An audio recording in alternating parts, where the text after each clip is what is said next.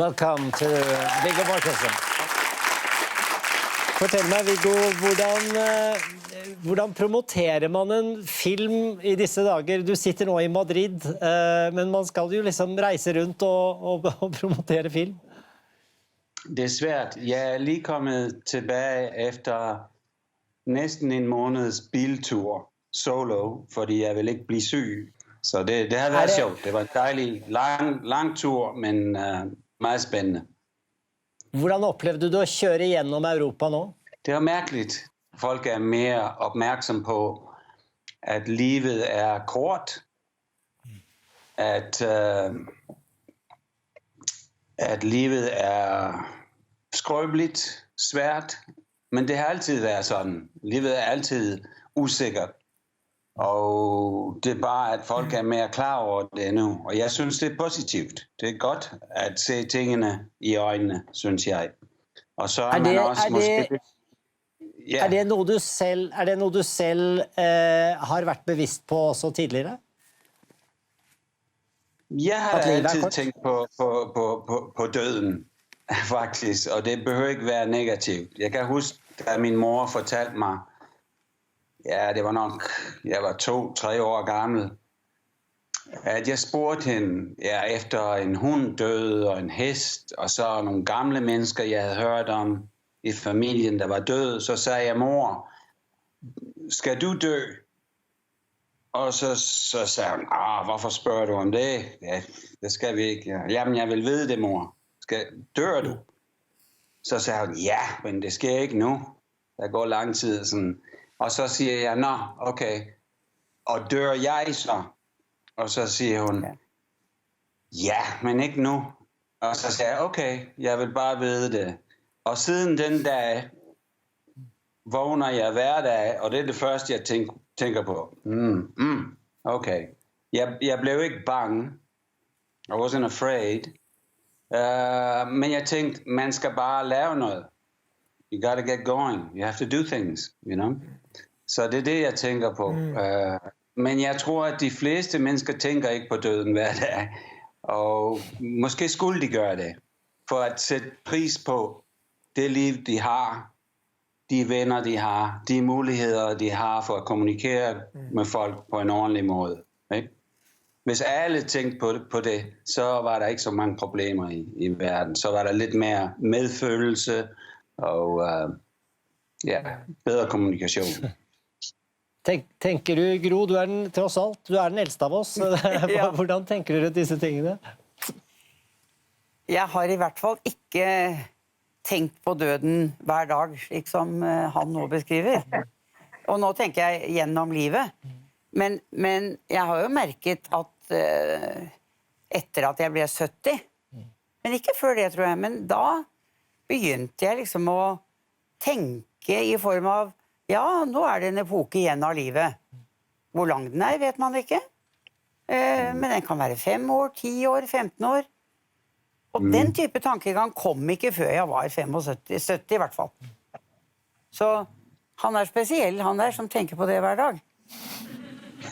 Har du et bevisst forhold til hvor du vil begraves og sånn? Nei. Har du det, Viggo? Vet du, du har jo levd over hele verden. Du er jo en mann som virkelig har vært tilsynelatende rotløs. Vet du hvor du vil ende opp?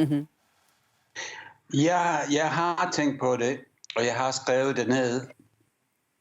Og måske ændrer jeg der ideen, men i øjeblikket, det jeg vil have, er at min aske bliver spredt ud i forskellige steder i vandet. Altså søer, strøm, i havet, forskellige steder, hvor jeg har boet, eller der betyder noget for mig i verden. Så jeg vil sætte nogle penge til side til min søn, eller hvem det nu er, men jeg tror, det bliver min søn. Så han kan... Jeg har snakket med ham om det, og han er okay med det. At tage de der aske og så sprede dem ud, og så har der penge nok, hvor han kan bo på hotel og rejse og sådan her og her og her. Forskellige steder. Og så det var min idé, men det er måske ikke det, der kommer til at ske, jeg ved det ikke, men det er min idé lige nu. La oss håpe det er lenge til. Vi må snakke litt om den filmen din som heter Falling, for du har jo regissert den selv, du har skrevet den selv. Det er en veldig personlig historie. Hvordan kom du på at du ville skrive den? Ja, når vi nu taler om døden. Jeg skrev historien. Ideen kom efter min mors død, efter hendes begravelse, ikke? At som det plejer at ske til begravelse, så hører man mange historier om den der død, ikke? Og nogle af de historier genkendte jeg. Og så var der nogle nye historier. Men også de historier, som jeg genkendte, var lidt anderledes. Det kom an på, hvem fortalte om min mor, ikke? Så jeg synes, det var interessant. Jeg mener, at hukommelse eller minder er mere en samling af følelser end af fakta. Så jeg synes, det var interessant. Det var vældig interessant, hvordan det var lidt forskelligt, ifølge hvem fortalte om min mor. Så jeg vil bare skrive de her ting ned, før jeg glemte dem.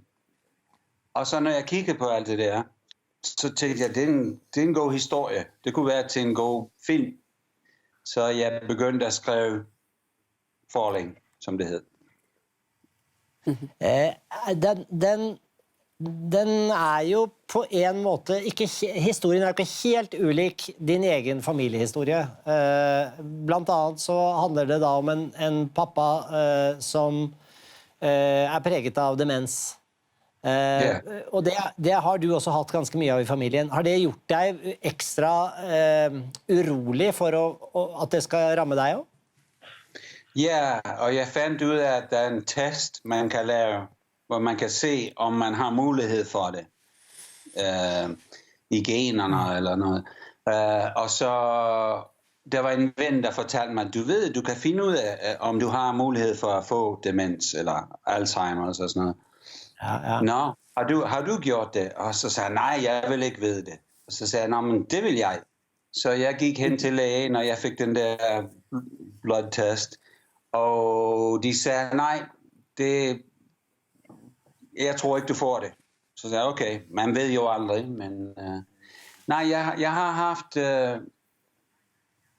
jeg har oplevet demensprocessen meget intimt med både min mor, min far, min stedfar, mine bedsteforældre og mange familiemedlemmer, både i Danmark og i USA. Så det hjalp mig med at beskrive det, altså sygdom, i filmen, og at skabe Willis, som er den gamle mand, som spiller min far i filmen, og hans forhold til hans søn og resten af familien. Så det hjalp mig med at beskrive det, ja. Hva er det folk ikke forstår om den sykdommen? Når man har været tæt på og hjulpet til at passe dem, så kan man se, at det er mest dem, der passer de mennesker, der er syge, der bliver forvirret. Det er ikke dem, der er forvirret. Men når man ser film om demens eller Alzheimers, så normalt viser de et menneske, der er meget forvirret, confused, ikke? Og hvis de viser det syge menneskes synspunkt, så viser de et menneske, der er forvirret, der er confused. Og det er ikke min oplevelse. Så jeg har prøvet at vise gennem billeder og lyd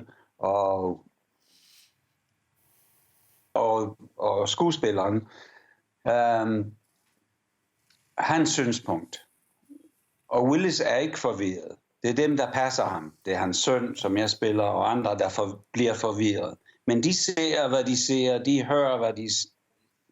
Og det er en fejltagelse, man kan begå, når man er sammen med de mennesker, der har demens, er at korrigere dem. You want to correct them. For eksempel, det er meget normalt, at de vil snakke om et menneske, som er død for længe siden. Så du vil naturligvis gerne sige, nej far, Johnny døde for 30 år siden, eller sådan noget. Og hvis du gør det, så dør Johnny igen for dem. Og det er forfærdeligt. It's terrible. Og så hvis de er klar nok, hvis de kommer ud af det en gang imellem, så then they feel really stupid. Det hjælper ikke. Hvem er det, du vil hjælpe? Det er ikke dem. Det er dig selv. Du vil have din far, eller din mor, eller din bedste ven, som de var før. Og det sker ikke. Du skal bare acceptere det, der er. Og for eksempel, hvis min far har sagt, i dag spiste jeg morgenmad, eller frokost med Johnny, og vi havde en god samtale. Så siger jeg, nå, hvad fik I at spise? Og smagte det godt? Og hvordan har Johnny det? Og hvad sker der? Der sker ikke noget. Så er han glad for at fortælle om det. Så er det slut. Man skal ikke korrigere det. Din beskrivelse passer veldig godt sammen med vi snakket med den svenske fotballtreneren Erik Hamrén, som hadde en lignende erfaring og var veldig enig med deg dette nylig. Og jeg vet ikke, Gro, har du erfaring med demens på nært hold? Så på nært hold så var det jo slik at min mor, hun hadde dette i økende grad de siste 7-8 årene av livet.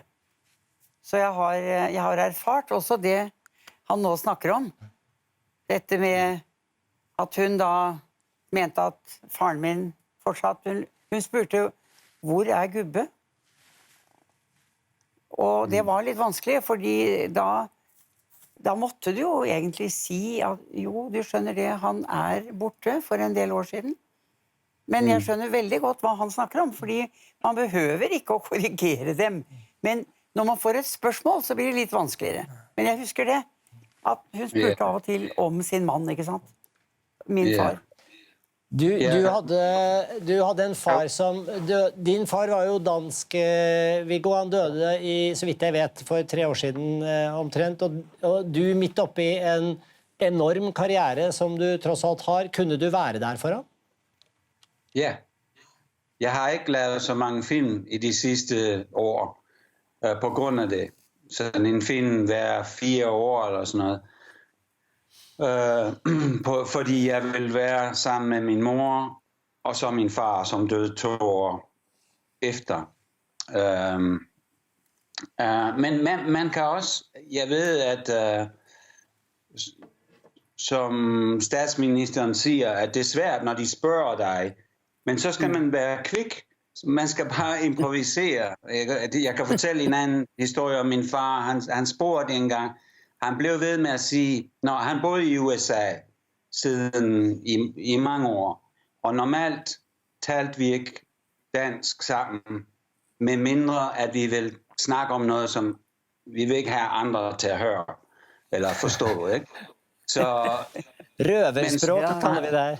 Ja, men så når han blev demens, så begyndte han at tale dansk hele tiden. Og sådan med en mærkelig accent, som han nok har haft, som han har brugt, når han var en ung mand, ikke? Eller en dreng.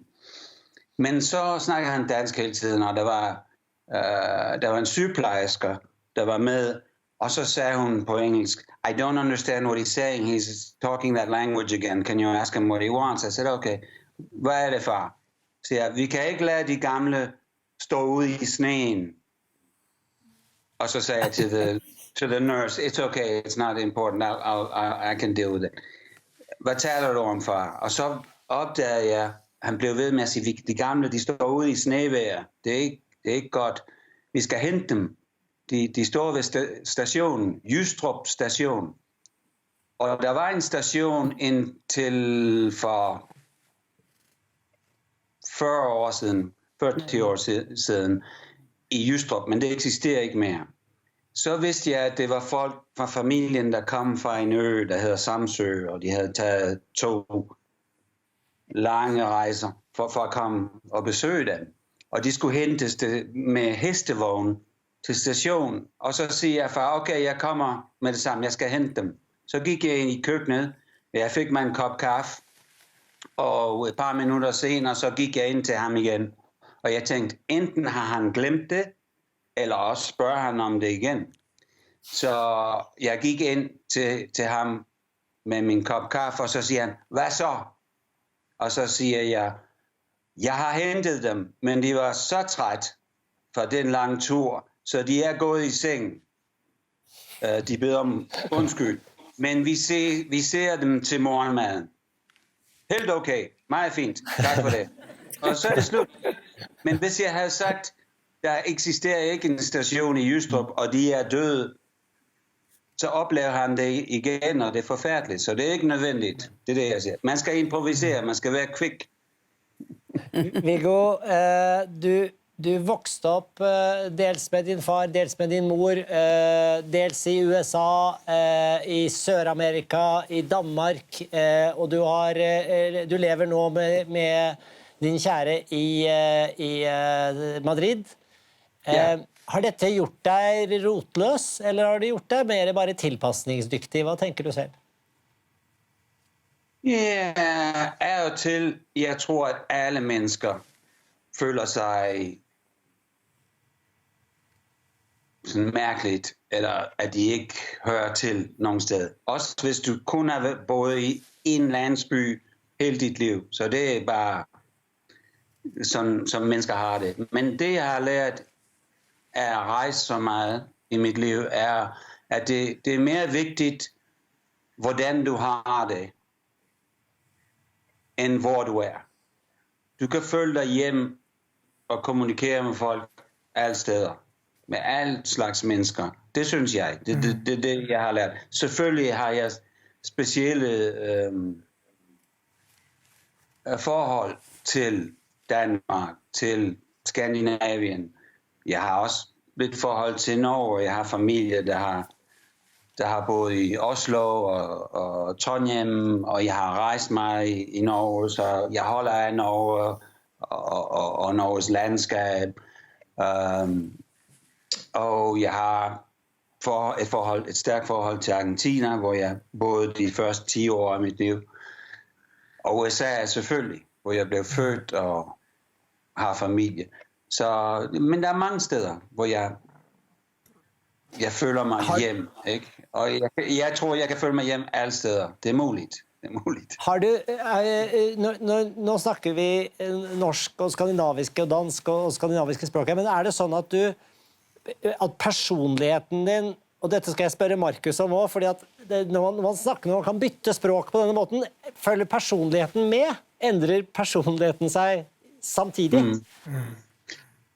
Ja, det kommer an på. Altså, jeg tror, og folk har sagt det til mig, når jeg mærker det mest, når jeg skriver digt på spansk eller på engelsk. Der er nogle ting, som jeg kan udtrykke bedre. Det kommer an på, hvad det er, det handler om, det jeg skriver om. Nogle gange er det nemmere på spansk at udtrykke noget, og nogle gange er det nemmere på engelsk, for eksempel. Men når jeg taler spansk eller italiensk, for eksempel, der har jeg et andet kropssprog, ikke? Altså, jeg er lidt mere sådan, jeg taler sådan lidt mere med hænderne eller sådan noget, uden at tænke på det. Men, og det gør jeg nok også nu på dansk, men det er måske fordi jeg voksede op i Argentina, jeg ved det. Men jo, jeg mærker, at sproget ændrer lidt, hvordan jeg præsenterer mig. Det tror jeg nok. Det skal nok passe. Hva med deg, Markus? Blir du en annen når du snakker engelsk enn når du snakker svensk? Eller når du snakker etiopisk språk? Nej, alltså, först och främst tycker jag det är fantastiskt vad Viggo berättar, för att vi behöver veta mer stories, att människor, vi kan passa in nästan var som helst. Man kan leva ett fullt liv och man kan aldrig döma någon. Om inte Viggo har varit världskänd, men liksom, vem kunde tro att han pratar spanska och förstår Argentinas kultur? Vem, när någon ser på mig, kan förstå att jag förankrar med Sverige och Etiopien. Så man ska aldrig döma människor. Jag tycker det är magiskt att höra det här. Jag har bott i 7 olika länder och jag trivdes egentligen lika bra i alla 7. Jag har bott i Japan, jag har bott i Frankrike, Schweiz, Österrike, Sverige, USA. Och man är väldigt snabb på att applicera sig själv. För att man vill ungefär samma. Man vill få ut någonting på dagen, man vill lära sig mycket och man behöver vara social. Och det är det som är det magiska med människor. Vi kan göra det. När jag var 18 år och var i Japan själv. Wow! Hur skulle jag överleva? Hur ska jag ta tunnelbanan? Det tog mig 2 dagar to figure it out. And I loved it. När jag bodde i Frankrike. Liksom, så att man är människor, vi är snabba på. Det är en magi som vi faktiskt har som människor. Att vi kan applicera oss själva. Och då ser man också att då blir alla de här andra grejerna som vi alltid dömer människor. Är du muslim, är du jude eller är du kristen? All of that becomes secondary. It's all about human reaction. Och hur mår vi och hur förmedlar vi den medmänniskan? Så vi behöver mer stories och veta det här och inte vara rädda för. Jag tror det är också förknippat med att Viggo också skriver och gör saker i det kreativa. Så att inte vara rädd för döden, det är någonting han kan applicera i sitt jobb. Det är precis samma med mat. Mat för mig har en spirituell förankring. Så om jag är med min etiopiska familj, man äter med händerna först och främst. Man bjuder maten med händerna. Det gör att man har mycket mer reaktiv, engagerad måltid. Om jag skulle göra det kanske med min svenska familj, det skulle inte passa in kanske. Men det är precis tvärtom. Vi behöver mer att äta med händerna i Sverige. Ja. Så naturligtvis tvättat händerna, corona-poster. Men det står att säga, ju mer vi lär oss vad de andra människorna gör, ju rikare blir livet. Viggo, din historia är ju egentligen både en historia om en familj, men det är ju om en splittelse i en familj egentligen. Och det blir ju också ett bild på det som då är ditt hemland før du flyttade till Madrid, nämligen USA. Akkurat nu har jag rätt i det att det är på en måte ett lite bild på ett land. Ja, alltså jag tror att enhver historia om en familj i en bok eller i en film man kan se en spejling. Alltså man kan sammenligne det med samfundet, det kan man. Och i forlæng kan man bestämt, fordi der er konflikter, polarisering i familjen, som spejler lidt, hvad der sker i samfundet i USA, men ikke kun i USA.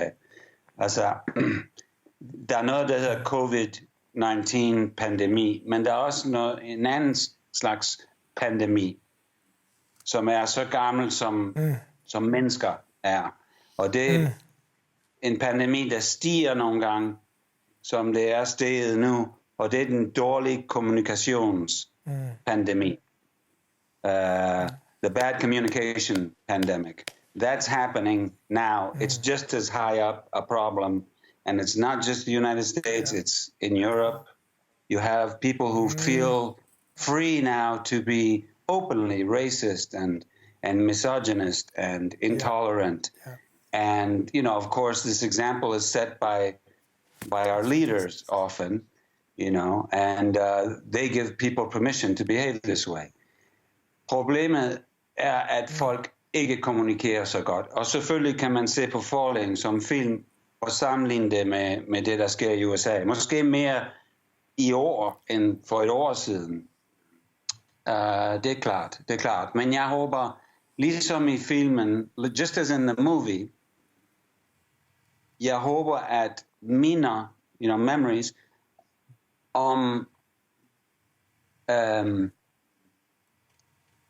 familieband, altså connections, family connections, the memory of a time when we could connect might help us to reconnect now. This is what happens in the story with the family. And I think in society, whether it's the United States or Norway or Denmark or Ethiopia or anywhere, when people remember you know, any country, Argentina, Somalia, anywhere, it doesn't matter. If people together make an effort to remember moments in their society's history when there was a good communication and some give and take, then they can reestablish that again. I'm optimistic in that way. Jeg tror, det er muligt altid at kommunikere. I Falling, det handler mest om en far og en søn. Og sønnen er meget stædig. He's very stubborn. Han vil kommunikere med sin far. Og faren vil ikke kommunikere med ham. Vil ikke se ham. Vil ikke acceptere ham. Og det er muligt. It's possible that even if you are just as stubborn about communicating as the other person is stubborn about not communicating, maybe you will never have a point of contact. Maybe you will not find compassion and empathy. But it's possible. If you say, forget it, the relationship is over, I'm not talking to you anymore, then there is no hope for progress. The same with different countries, different races, different religions. If you stop talking, then nothing happens. Det er sikkert. Så det handler om det for mig. Og selvfølgelig kan man sammenligne filmen med samfundet. Viggo, du får jo Stockholm Filmfestivals Achievement Award nå. Den får du jo veldig mye for dine fantastiske prestasjoner på lerretet, men denne gangen har du også regien selv. Mange husker deg jo fra ditt samarbeid med Peter Jackson som gjorde Ringenes Herre. Hva er det viktigste han lærte deg om regi? Det jeg har lært er anderledes end det jeg har fået ud af det. Altså jeg har fået to ting. En ting, som med alle dem, der deltog i den film-trilogi, var, at vi fik flere muligheder for at finde arbejde, ikke? Gode roller, good parts, good opportunities. Men det vigtigste, jeg har lært, var at to solve problems. It was a long shoot, and Peter Jackson had a crew of maybe 700 people, most of them from New Zealand, who had very little experience in making movies, many of them, and no experience in making a huge movie like that one. So de har lært undervejs. Og der var mange problemer, som der altid er, når man laver en film. And Peter Jackson was amazing in his patience, and he always, working collectively with people, found ways to solve all kinds of problems. Even if he had to invent a completely new way of filming something, well, it can be done. We'll figure out a way. So it was just that there's always a solution, and you don't have to do it by yourself. In fact, it's always better if you do it as a team, So det er det, jeg har lært mest om fra Peter Jackson og den erfaring. Hvor oppbevarer du din pris når du får den? Her på kontoret i mit hus, tror jeg nok. Prisen, du mener fra Stockholm Filmfestivalen. Jeg har set den. Jeg har set den før. Det er en hest, som en dollarhest. Men den er lavet af metal, bronze og sådan noget. Den må være tung, tænker jeg. Så forhåbentlig skal jeg ikke forhåbentlig skal jeg ikke flyve hjem. Det skal nok være i bilen, den skal køres, fordi jeg tror, den er vældig tung. Du må love at have den fremme. Ja, den ser smuk ud. Så men det er dejligt at få en erkendelse af det arbejde, jeg har gjort. Jeg har lavet gennem årene, selvfølgelig. I'm a veteran in that sense. Så det er mærkeligt, fordi jeg taler med dig som a beginner, first-time director. But on the other hand, I'm getting this prize, which I don't know if it's a hint to say, okay, you're done.